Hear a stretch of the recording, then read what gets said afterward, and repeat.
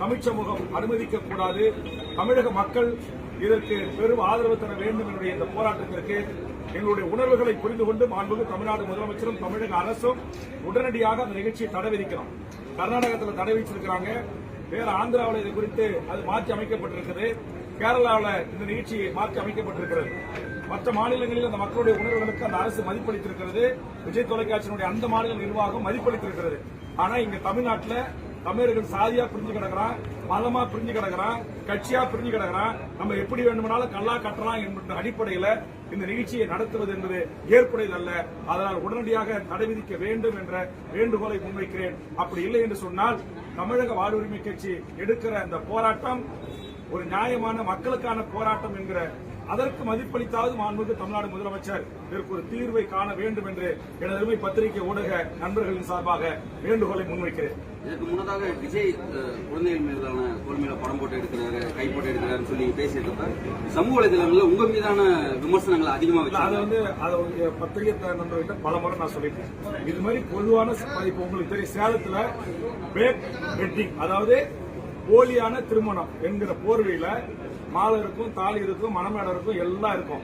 அப்புறம் அதே ஹோட்டல்ல முதல்வர் அறையும் இருக்கும். இது கேடுகட்ட பொழப்பு இல்ல. இது எப்படி தமிழ்நாடு அரசுகளை அனுமதிக்கிறீங்க? தமிழ்நாட்டில் இதை எதிர்த்து இன்றைக்கு போராடி தமிழ்நாடு அரசின் கவனத்துக்கு கொண்டு சென்று நான் தடுத்து நிறுத்திருக்கிறேன். அதே மாதிரி ஏற்கனவே தமிழ்நாட்டு பெண்கள் அழகா, கேரளா பெண்கள் அழகா, இதே விஜய் தொலைக்காட்சி நடத்த முன் வந்த போது அதை நான் தடுத்து நிறுத்திருக்கிறேன். இன்னைக்கு சட்டமன்றத்தில் பேசி முதலமைச்சருடைய கவனத்துக்கு கொண்டு சென்று ஹாப்பி ஸ்ட்ரீட் என்கிற மிகப்பெரிய ஒரு பண்பாட்டு சீரழிவு கலாச்சார அந்த ஆட்டத்தை நான் தடுத்து நிறுத்திருக்கிறேன். முதலமைச்சர் மீது நம்பிக்கை வைத்து இதையெல்லாம் முதலமைச்சர் கவனத்துக்கு கொண்டு சென்று தடுத்து நிறுத்திருக்கிறேன். இப்பயும் முதலமைச்சர் மீது நம்பிக்கை வச்சு, தமிழக அரசு மீது நம்பிக்கை வைத்து இந்த கவன ஈர்ப்பு தீர்மானத்தை கொடுத்திருக்கிறேன். இதுல உடனடியாக மாண்புமிகு முதலமைச்சர் நடவடிக்கை எடுத்து விஜய் தொலைக்காட்சி நிறுவனத்துக்கு வலியுறுத்தி அது தடுத்து நிறுத்தப்பட வேண்டும். அப்படி இல்லை என்றால் நாங்கள் மிகப்பெரிய தொடப்பத்தோட செருப்பத்தோட எங்கள் செருப்புகளை கொண்டு எங்களுடைய மகளிர் இந்த போராட்டத்தை முன்னெடுத்துவார்கள். அது ஒரு ஊடகம், அது எத்தனையோ தமிழ் சமூகத்திற்கான நீயா நானா கொண்ட நல்ல விஷயங்களை ஆரோக்கியமாக விவாதித்திருக்கிறார்கள் என்கிற ஒரே காரணத்திற்காக நாங்கள் இதனால் வரையும் பொறுத்தோம். இனியும் பொறுக்க முடியாது.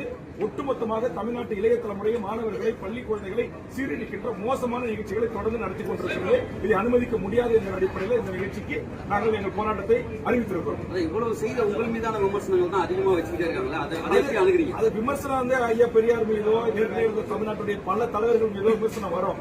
அந்த விமர்சனங்கள்லாம் பார்த்து நாங்கள் ஒதுங்க முடியாது. என்னை பொறுத்த வரையில நாங்கள் ஜனநாயக ரீதியாக ஆர்ப்பாட்டம் அறிவிச்சிட்டோம், போராட்டம் நடத்திட்டோம், மனு கொடுத்துட்டோம், சட்டமன்றத்தில் பேசிட்டோம், இப்ப கவன ஈர்ப்பும் கொடுத்துட்டோம். இதுலயும் எங்களுக்கு தீர்வு கிடைக்கல அப்படின்றால் நாங்கள் இந்த போராட்டத்திற்கு கடத்த வேண்டிய ஒரு நெருக்கடிக்கு தள்ளப்படுறோம். அது நிறுத்தப்பட வேண்டும் என்கிற நெருக்கடிக்கு தள்ளப்படுறோம்.